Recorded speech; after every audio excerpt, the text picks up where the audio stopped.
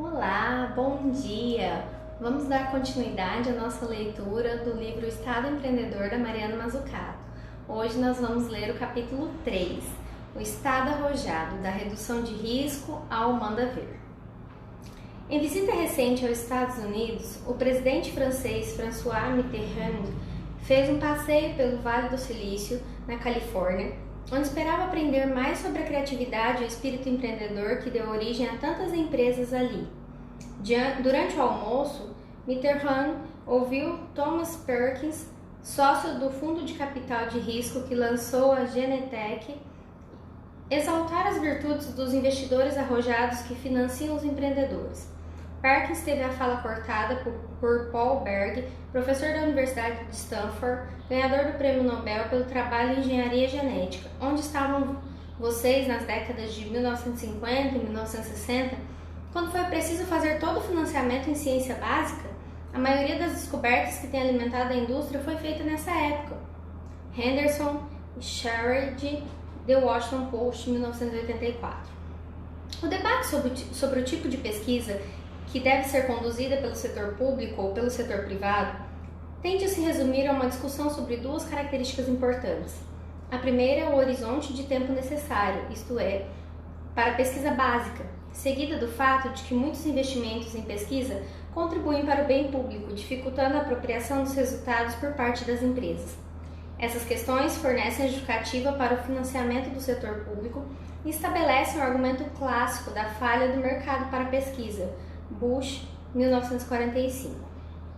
O que não é tão bem compreendido é o fato de que o financiamento do setor público geralmente acaba fazendo muito mais do que corrigir falhas de mercado.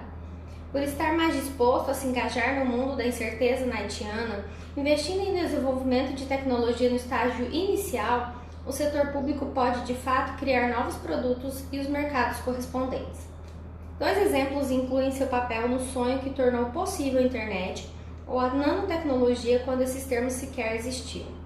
Ao vislumbrar novos espaços, criar novas missões, Forward 2012, o Estado lidera o processo de crescimento em vez de apenas incentivá-lo ou estabilizá-lo. E voltando à questão de Judge sobre a batalha discursiva, esse ato corajoso é descrito apenas como redução de riscos. O papel do Estado tem sido muito mais arrojado, assumindo o risco com coragem e visão, e não apenas eliminando o risco para que alguém mais fique com o retorno. Como dissemos no final do capítulo 1, o Estado investe em um acidentado cenário de risco ligado a uma divisão dinâmica de trabalho inovador. A fim de evitarmos os mitos examinados no capítulo 2, precisamos mapear os tipos de risco de que estamos falando. Neste capítulo, vamos ilustrar melhor esse assunto. Que tipo de risco? O empreendedorismo, como o crescimento, é um dos temas menos compreendidos em economia. O que é, afinal? Segundo o economista austríaco Joseph Schumpeter, empreendedor é alguém ou um grupo de pessoas disposto e capaz de transformar uma nova ideia ou invenção em uma inovação bem-sucedida. Não se trata apenas de montar um novo negócio, definição mais comum, mas fazê-lo de forma a produzir um novo produto ou um novo processo, ou um novo mercado para um produto ou processo existente. O empreendedorismo, ele escreveu, emprega um vendaval de destruição criativa para substituir no todo ou em parte inovações inferiores nos mercados e indústrias, criando ao mesmo tempo novos produtos, incluindo novos modelos de negócios, e ao fazê-lo, acabando com a liderança existente. Schumpeter, 1949. Dessa forma, a destruição criativa é amplamente responsável pelo dinamismo das indústrias e do crescimento econômico de longo prazo. Cada grande nova tecnologia leva à destruição criativa. A máquina a vapor, a estrada de ferro, a eletricidade, a eletrônica, o carro, o computador, a internet. Cada uma delas teve sua cota de destruição e de criação, mas cada uma levou também ao aumento da riqueza global. Para Frank Knight, 1921, e Peter Drucker, 1970, o empreendedorismo está ligado ao risco. O comportamento do empreendedor é o de uma pessoa disposta a arriscar sua carreira e segurança financeira em nome de uma ideia, dispondo de seu tempo e também de seu capital em um empreendimento incerto. Na verdade, o risco do empreendedorismo com a mudança tecnológica não é apenas arriscado, é altamente incerto. Knight distinguiu o risco da incerteza da seguinte maneira: a diferença prática entre as duas categorias, risco e incerteza, é que na primeira, a distribuição do resultado em um grupo de ocorrências é conhecida, ao passo que no caso da incerteza, isso não se aplica, e a razão é que geralmente é impossível formar um grupo de ocorrências, pois a situação em questão é uma grande medida única. Em John Maynard Keynes, também enfatizou essas diferenças. Por conhecimento incerto, deixe-me explicar. Não me refiro apenas à distinção entre o que é conhecido e o que é apenas provável. Nesse sentido, o jogo de roleta não está sujeito à incerteza. O sentido em que estou usando o termo é aquele em que a perspectiva de uma guerra europeia é incerta, ou o preço do cobre, portanto a taxa de juros daqui a 20 anos, ou a obsolescência de uma nova invenção. Em relação a essas questões, não há base científica sobre a qual formar qualquer probabilidade calculável, simplesmente não sabemos. A mudança tecnológica é um bom exemplo de situação realmente única. Investimentos em pesquisa e desenvolvimento que contribuem para ela não apenas levam anos para se materializar em novos produtos, como a maioria dos produtos fracassa. No setor farmacêutico, por exemplo, a inovação de um projeto de pesquisa e desenvolvimento pode levar até 17 anos desde o início até o final. Há um custo de aproximadamente 403 milhões de dólares por medicamento e o índice de fracasso é extremamente alto. Apenas 1 em 10 mil compostos atinge a fase de aprovação do mercado, um índice de sucesso de apenas 0,01%. Quando bem sucedida, muitas vezes a procura por um produto leva à descoberta de outro completamente diferente em um processo caracterizado pelo acaso. É claro que isso significa que a inovação se baseia na sorte. Longe disso, isso não significa que a inovação se baseia na sorte. Longe disso. Ela se baseia em estratégias de longo prazo, em investimentos direcionados. Mas os retornos desses investimentos são altamente incertos e por isso não podem ser compreendidos através da teoria econômica racional. Como mostramos, essa é uma das críticas que os schumpeterianos modernos fazem à teoria do crescimento endógeno, que descreve pesquisa e desenvolvimento como escolha da teoria dos jogos. Além disso, a capacidade de se envolver com a inovação varia muito de uma empresa para outra, e é uma das principais razões para que as companhias sejam tão diferentes umas das outras. Por esse motivo, é praticamente impossível encontrar empresas distribuídas normalmente em torno de uma empresa de tamanho ideal, o agente representativo, um conceito tão caro à teoria microeconômica neoclássica. O alto risco e as características aleatórias do processo de inovação são alguns dos principais motivos para as empresas que maximizam os lucros investirem menos em pesquisa básica. Elas podem ter retornos maiores e mais imediatos com pesquisa aplicada. O investimento em pesquisa básica é um exemplo típico de uma falha de mercado. É uma situação em que o mercado sozinho não produziria pesquisa básica suficiente, portanto, o governo precisa intervir. É por isso que existem poucas pessoas em todos os lados do espectro político que não concordam que deve ser o Estado que costuma financiar a maior parte da pesquisa básica. Em relação à economia dos Estados Unidos, por exemplo, os gráficos 3 e 4 mostram que, embora os gastos do governo com pesquisa e desenvolvimento representem apenas 26% do total, com o setor privado respondendo por 67%, a proporção é muito maior quando se considera a pesquisa básica isoladamente. Os gastos públicos respondem por 57% da pesquisa básica nos Estados Unidos, com o setor privado assumindo apenas 18%. A principal diferença entre Estados Unidos e Europa é a forma como os gastos públicos em pesquisa e desenvolvimento são destinados ao progresso geral, em vez de ter um objetivo definido. As teorias da falha do mercado são mais úteis para entender pesquisa e desenvolvimento do tipo avanço do conhecimento do que objetivo definido. O investimento em pesquisa e desenvolvimento com objetivo definido visa o programa de uma agência governamental ou objetivo que pode ser encontrado, por exemplo, em agricultura, saúde, energia, defesa e área espacial ou programas de tecnologia industrial. Enquanto os gastos públicos em pesquisa e desenvolvimento para o progresso geral normalmente representam menos de 50% do total de pesquisa e desenvolvimento. Em 2003 e 2004, a pesquisa e desenvolvimento com objetivo definido representou mais de 60% dos gastos públicos em pesquisa e desenvolvimento da Coreia do Sul, Estados Unidos, Reino Unido, França, Canadá, Japão e Alemanha.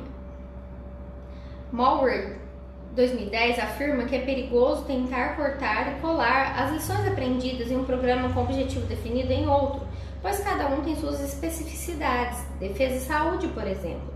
Para entender as diferenças entre os programas, ele argumenta que a abordagem do sistema de inovação é muito mais útil do que a abordagem da falha do mercado. Ela é capaz de levar em conta a variação na dinâmica de cada setor e país, bem como a forma pela qual cada objetivo é definido pelas estruturas, instituições e incentivos específicos usados para realizá-lo. O Estado liderando a inovação radical arriscada. A principal razão pela qual o conceito de falha de mercado é problemático para a compreensão do papel do governo no processo de inovação é que ele ignora um fato fundamental da história da inovação. O governo não apenas financiou a pesquisa mais arriscada, seja básica ou aplicada, como muitas vezes foi a fonte da inovação mais radical e pioneira. Para isso, empenhou-se na criação de mercados e, em vez de apenas corrigi-los, tema examinado em profundidade no capítulo 4. Analisamos exemplos de protagonismo do Estado no desenvolvimento da internet e da nanotecnologia, ampliaremos nossa compreensão da ligação entre pesquisa, desenvolvimento e crescimento e da divisão público-privada. Nem todas as inovações levam a um amplo crescimento econômico que geralmente é provocado por novos produtos ou processos que têm um impacto sobre uma grande variedade de setores da economia, como foi o caso da eletricidade e dos computadores. Isso é o que os macroeconomistas chamam de tecnologias de propósito geral, em inglês GPTs, General Purpose Technologies, caracterizadas por 3 qualidades fundamentais. Elas se infiltram espalhando-se por vários setores, melhoram com o tempo, reduzindo os custos para seus usuários, facilitam a geração de inovação através da invenção e da produção de novos produtos e processos. Grossman e Helpman, 1991. Houghton, 2006, argumenta que o investimento governamental em grande escala e de longo prazo foi o motor por trás de quase todas as GPTs dos últimos séculos. Ele analisou o desenvolvimento de 6 complexos de tecnologia diferentes: o sistema de produção em massa americano, tecnologia de aviação, tecnologias espaciais, tecnologia da informação, tecnologia da internet e energia nuclear, e concluiu que os investimentos governamentais foram importantes para a criação dessas técnicas. Acrescenta que a energia nuclear muito provavelmente não teria sido desenvolvida sem grandes investimentos governamentais. Em cada caso, o desenvolvimento bem-sucedido de novos complexos de tecnologia não foi resultado apenas do financiamento e da criação de condições corretas para a inovação.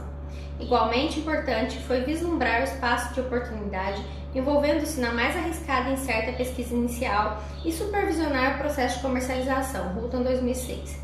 No capítulo 4, mostrarei que esse é também o caso de desenvolvimento recente da nanotecnologia, que muitos acreditam ser a próxima GPT. São inúmeros os exemplos do papel da liderança exercido pelo governo dos Estados Unidos em desenvolvimento de tecnologia.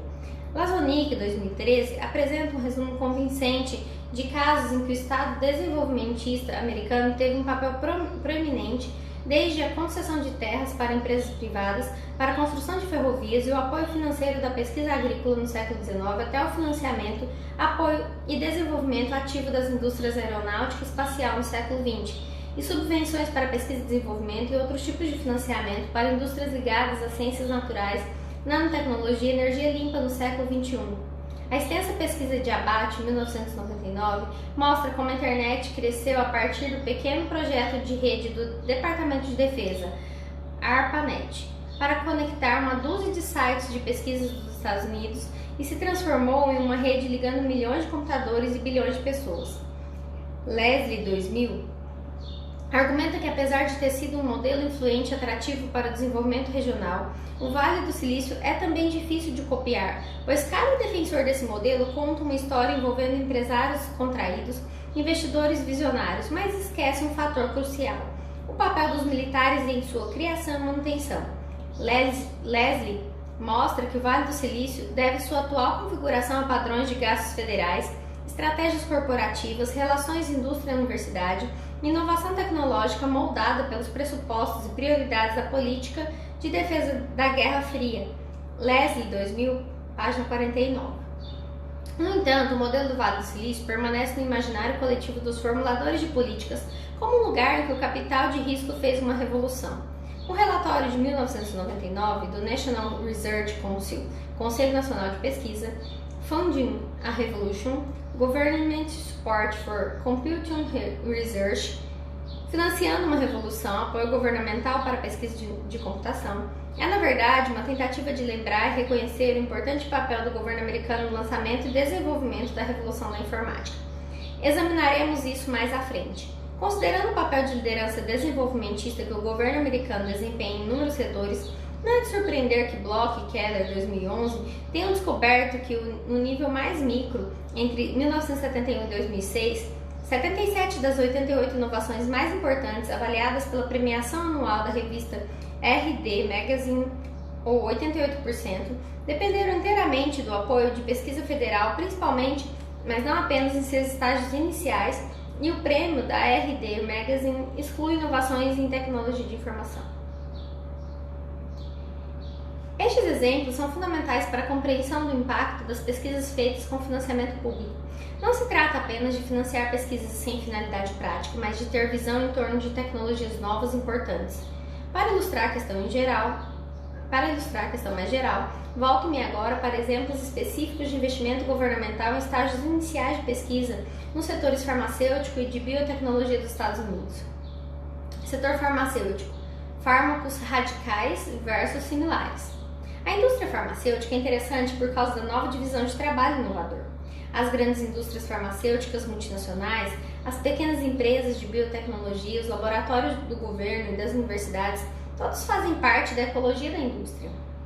Mas são principalmente os laboratórios do governo e os das universidades apoiados pelo governo que investem na pesquisa responsável pela produção dos novos fármacos mais radicais e as novas entidades moleculares com classificação prioritária no gráfico 5.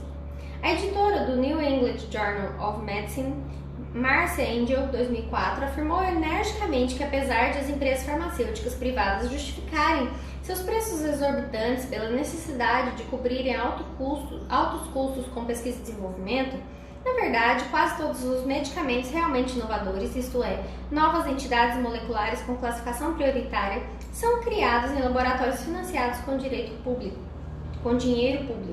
As empresas privadas se concentram mais nos medicamentos similares, com pequenas variações em relação aos já existentes, no desenvolvimento, incluindo testes clínicos, e no marketing do negócio. Certamente é uma situação bastante irônica, considerando as queixas constantes do setor em relação à regulamentação sufocante. Os economistas medem a produtividade comparando input e output da produção. Nesse sentido, as multinacionais farmacêuticas foram consideravelmente improdutivas nos últimos anos em termos de produção de inovação. Como mostra o gráfico 6, houve um crescimento exponencial em gastos com pesquisa e desenvolvimento pelos membros da Pharmaceutical Research and Manufacturers of America, sem o aumento correspondente no número de novos fármacos, mais conhecidos como novas entidades moleculares, NEM. Isso também vale no caso das patentes. Enquanto o número de patentes disparou desde que o Bayh-Dole Act, 1980, permitiu que a pesquisa com financiamento público fosse patenteada, a maior parte dessas patentes tem pouco valor. Demirel e Mazzucato, 2012. Quando as patentes são avaliadas pelo número de citações que recebem, indicador comum das patentes importantes, o resultado é pouco significativo. Dos 1.072 fármacos aprovados pela FDA entre 1993 e 2004, apenas 357 eram NEM, e não apenas variações de medicamentos similares aos já existentes. O número de medicamentos novos e prioritários importantes é ainda mais preocupante. Apenas 146 deles receberam classificação prioritária. No gráfico 7, vemos que apenas 14% foram considerados novos medicamentos importantes. Tendo em vista a argumentação feita nesse livro, o importante é que 75% das NEMs não são financiadas por empresas privadas, mas por recursos públicos dos Institutos Nacionais de Saúde, NIH, dos Estados Unidos. Enquanto os laboratórios financiados pelo Estado investiram na fase mais arriscada, as multinacionais farmacêuticas preferiram investir nas variações menos arriscadas dos medicamentos existentes, com uma dosagem diferente de uma versão anterior do mesmo medicamento. Tudo muito distante, por exemplo, da declaração feita por Andrew Witt, CEO da GlaxoSmithKline, com sede no Reino Unido. A indústria farmacêutica é extremamente inovadora. Se os governos trabalharem para apoiar e não para conter a inovação, a indústria entregará a próxima era da medicina revolucionária, The Economist 2010. É o espírito revolucionário dos laboratórios do Estado, produzindo 75% dos novos fármacos radicais, que permite ao Witt e seus colegas passarem a maior parte do tempo pensando em como aumentar o preço de suas ações, isto é, através de programas de recompra de ações. Examinaremos mais profundamente se essa relação parasitária é sustentável ou não nos capítulos 8 e 9. Biotecnologia, líder público, retardatário privado.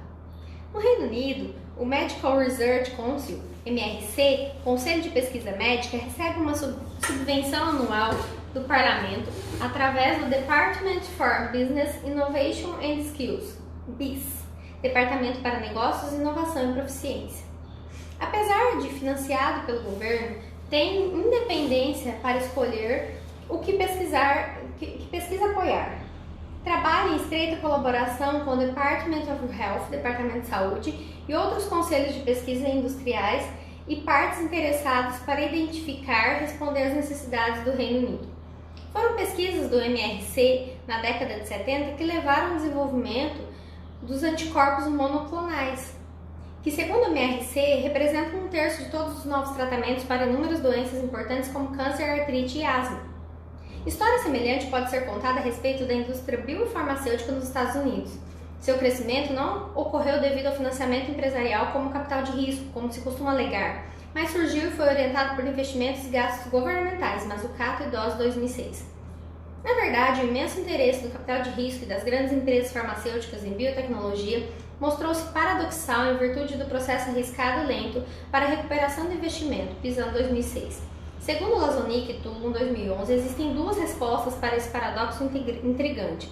Em primeiro lugar, os investidores iniciais tiveram oportunidades para sair facilmente através das flutuações das ações do mercado especulativo e dos investidores dispostos a financiar as ofertas públicas iniciais, IPO. Em segundo lugar, o apoio e envolvimento significativos do governo ajudaram essa indústria a florescer durante as últimas décadas. Na verdade, o desenvolvimento das indústrias de biotecnologia nos Estados Unidos é um produto direto do papel fundamental do governo na liderança do desenvolvimento da base de conhecimento que proporcionou seu sucesso e crescimento global. Como resumiram eloquentemente Wallace, Kleinman e Biscoit, 2009, a economia do conhecimento não surgiu espontaneamente de baixo para cima, mas foi motivada por uma discreta política industrial de cima para baixo. Líderes do governo e da indústria defenderam simultaneamente a intervenção governamental para estimular o desenvolvimento da indústria de biotecnologia e, hipocritamente, argumentaram que o governo deveria deixar o mercado livre funcionar. Como mostra essa citação, a economia do conhecimento não apenas foi conduzida pelo governo, como surpreendentemente isso aconteceu enquanto os líderes da indústria exigiram a intervenção governamental, em particular, ao mesmo tempo em que declaravam publicamente seu apoio ao livre mercado. Diante dessa hipocrisia, não é de admirar que haja tanta confusão entre os formuladores de políticas e o público em geral em relação ao papel do governo na economia. Sem dúvida, parte dessa confusão é explicada por Bloch 2008, ao argumentar que os Estados Unidos continuam com uma política industrial escondida, esclarecendo que está escondida basicamente pelo fato de que não é discutida como questão de debate público, pelos formuladores de pesquisa de políticas ou pela grande mídia. Bloch alega que, como carta roubada, o Estado desenvolvimentista oculto está à vista de todos, mas foi posto na invisibilidade pelo sucesso da ideologia fundamentalista de mercado, que costuma ocorrer no debate primário, também examinado no capítulo 1. Considerando os esforços dos formuladores de políticas internacionais para tentar fazer avançar suas próprias economias e copiar o sucesso dos Estados Unidos, torna-se imperativo, agora mais do que nunca, que a verdadeira história da inovação, do crescimento econômico e do desenvolvimento seja contada. Se os componentes do Estado desenvolvimentista já estão visíveis e atuando, por que triunfa a lógica que desafia seu valor? Resumindo suas descobertas a respeito do vigoroso papel do governo no desenvolvimento da indústria de biotecnologia, Wallace, Kleinman e Biscoit enfatizam a importância das transferências maciças de pesquisa e desenvolvimento federais envolvidas, acrescentando que é difícil evitar a conclusão de que a economia do conhecimento não nasceu, mas foi feita, 2009. Apesar de as empresas farmacêuticas gastarem muito em pesquisa e desenvolvimento, a complementação desses investimentos privados tem sido inteiramente dependente do pronto fornecimento de conhecimento científico que foi financiado ou efetivamente produzido pelas agências federais. Institutos Nacionais de Saúde, criando a onda versus surfando na onda. O apoio e envolvimento do Estado em biotecnologia tomam várias formas, sendo a mais importante delas o fato de que a enorme base de conhecimento da qual dependem as empresas biofarmacêuticas se desenvolveu mais com o investimento do governo do que das empresas. Essa base de conhecimento se expandiu com o investimento fundamental do governo no financiamento da ciência básica. Na linha de frente estão os Institutos Nacionais de Saúde, NIH, e outros programas governamentais que investiram em muitas das conquistas fundamentais sobre as quais a indústria construiu seu sucesso.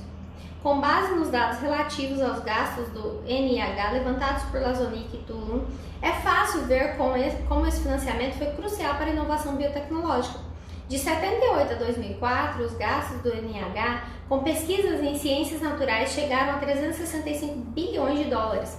Entre 1970 e 2009, com exceção de uma pequena queda em 2006, o financiamento dos NIH cresceu ano a ano em termos nominais, ao contrário dos financiamentos flutuantes do capital de risco e do mercado de ações.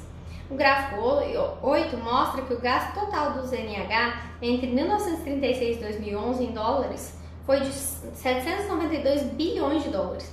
Só o orçamento para 2012 chegou a 30,9 bilhões de dólares. Assim, enquanto o empresariado continua a pressionar por cortes tributários e menos burocracia, no fim das contas ele se mostra bastante dependente do financiamento das receitas fiscais que tanto combate. E de fato, aqueles países como o Reino Unido estão cada vez mais convencidos de que o que impulsiona os negócios são impostos baixos e regulamentação fraca, estão sofrendo com a fuga de muitas empresas, como a Pfizer e a Sanofi. O mais impressionante é que nos 35 anos desde a criação da Genentech, como primeira empresa de biotecnologia, em 1976, os NIH financiaram o setor de farmacobiotecnologia com 624 bilhões de dólares, números até 2010. Como esses dados indicam, Lazonick e Tulum, em 2011, argumentam que o governo americano, através dos NIH e por extensão dos contribuintes americanos, há muito tempo é o investidor mais importante do país e do mundo na criação de conhecimento da área médica. Essa base de conhecimento foi indispensável e sem ela o capital de risco e os fundos de ações públicas não teriam se debandado para essa indústria. Eles surfaram na onda em vez de tê-la criado. Através de um sistema de aproximadamente 50 mil bolsas competitivas, os NIH apoiam mais de 325 mil pesquisadores em mais de 3 mil universidades, faculdades de medicina e outras instituições de pesquisa em cada estado dos Estados Unidos e em todo o mundo. Essas subvenções representam 80% do orçamento da agência e outros 10% são usados para empregar diretamente 6 mil pessoas em seus próprios laboratórios. Os 26 centros de pesquisa da agência em Maryland têm papel de destaque na indústria da biotecnologia, que está crescendo à medida que mais centros e institutos continuam a se desenvolver nos NIH. Além desses programas de criação de conhecimento, vestígios do apoio governamental também podem ser vistos em quase todos os principais produtos biofarmacêuticos nos Estados Unidos, Valas, Clayman e Biscuit, 2009. Embora muitos estudiosos de biotecnologia reconheçam o imenso apoio governamental na base científica, no que se refere ao todo, eles não conseguem perceber relação casual entre o crescimento bem-sucedido dessa indústria, sua atratividade para os investidores e os esforços governamentais diuturnos que desenvolvem e sustentam a base substancial de conhecimento encontrado nos Estados Unidos. Por que então o capital de risco costuma receber tanto crédito pela criação da revolução biotecnológica? A história dos investimentos públicos e privados em biotecnologia é perfeitamente descrita na frase atribuída a Paul Berg, ganhador do Prêmio Nobel de Química em 80, e citada no início desse capítulo. Berg tinha consciência de que o Estado abriu o caminho para o futuro desenvolvimento da indústria com a coragem, a visão e os financiamentos que faltavam ao setor privado. Ou talvez, para sermos mais justos, investindo em novas tecnologias até que a incerteza causadora do medo se transformasse em mero risco. A questão central deste capítulo foi mostrar que o investimento do Estado vai além da pesquisa básica sem objetivo definido. Na verdade, ele se aplica a todos os tipos de pesquisa arriscada e incerta, uma vez que o setor privado é, sob muitos aspectos, menos empreendedor do que o setor público. Ele foge de produtos e processos radicalmente novos, deixando os investimentos mais incertos para o Estado. Assim, apesar de necessária para que ocorra a inovação, a pesquisa sem finalidade prática imediata está longe de ser suficiente e, na verdade, o papel do Estado é mais profundo. Continua a examinar o fôlego e a profundidade da liderança do Estado na produção da economia do conhecimento no capítulo 4. No capítulo 5, analisa o caso específico da Apple como um exemplo de empresa que se beneficiou enormemente tanto na pesquisa sem finalidade prática imediata financiada com recursos públicos como das políticas do Estado que facilitam a comercialização. Pois bem, ficamos por aqui e no próximo vídeo o capítulo 4.